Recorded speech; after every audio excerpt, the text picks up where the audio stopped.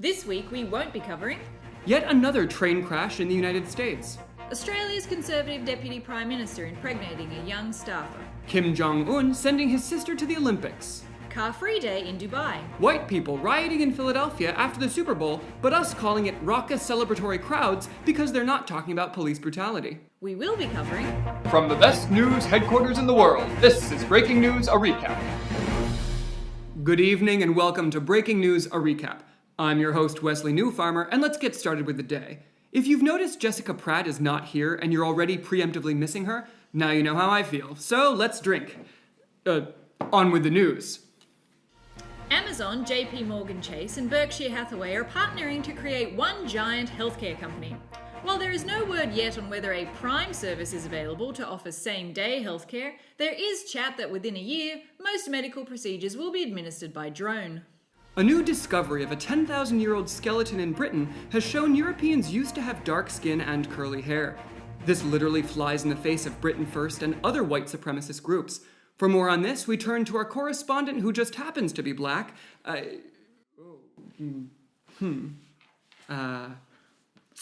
Wesley, do you even know any black people? Donald Trump has tweeted this week that he is totally vindicated from the Russia investigation based on the recently released Republican memo.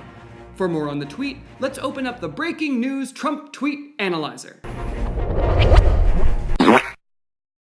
First of all, Donald Trump seems to be the only world leader who insists on talking about himself in the third person with quotation marks.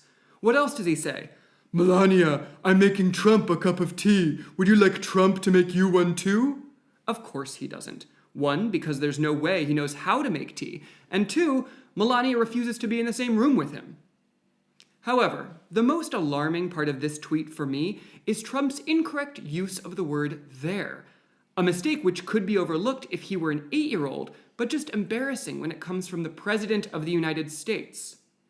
So, Mr. President, if you're watching, here are some examples of how to properly use the word there.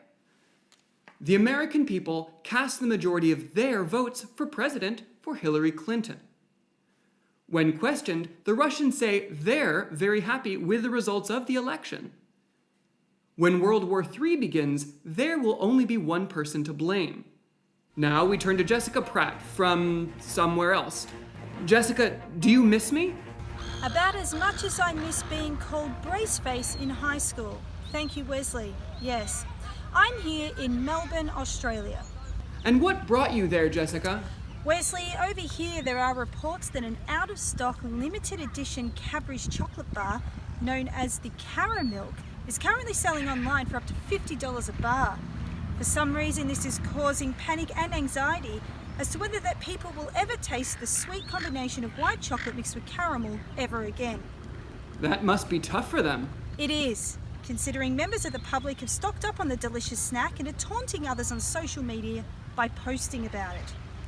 Is there anything more you can tell us about this? It's only that I timed my visit to Australia too late and I've subsequently missed out on the Cadbury's Caramilk.